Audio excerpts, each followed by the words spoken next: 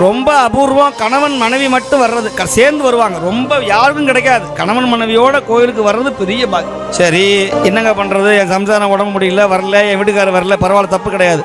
ஆனா கணவனோட மனைவியோட பிள்ளைங்க சேர்ந்து வராங்க பாருங்க, அது அதை விட பெரிய புண்ணியம். இதுல வித்தியாசமா இருக்கும், விதிவிலக்கா இருக்கும். அம்மாவும் வராது, அப்பாவும் வராது, பிள்ளைங்க மட்டும் கோயிலுக்கு வரும். இவங்கெல்லாம் போன ஜென்மத்துல புண்ணியம் பண்ணவங்க.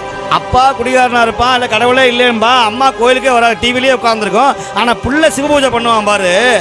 அப்போ சுவாமி சொல்றாரு இல்லையா, எங்கேனும் யாதாகி பிறந்தினும் தன் அடியாருக்கு இங்கே என்று அருள் புரியும் எம்பெருமான்கிறார். நீ எந்த உலகத்தில் எந்த ஊரில் பிறந்திருந்தாலும் சிவபெருமானுக்கு உன்னை பிடிச்சு போச்சுன்னா அவரை கொண்டு வந்து சேர்ல உட்கார வச்சிருவார். இன்னைக்கு யார் வரணும், யார் பேசணும், யார் கேட்கணும், யார் கடைசியாக உட்கார்ந்துருக்கணும், யார் பாதியிலே எந்திரிச்சு போகணும் அப்படிங்கிறதெல்லாம் உள்ள இருக்கிற சித்தரும் எல்லாம் சிவபெருமானும் முன்னமே எழுதியிருந்த ஏட்டின்படி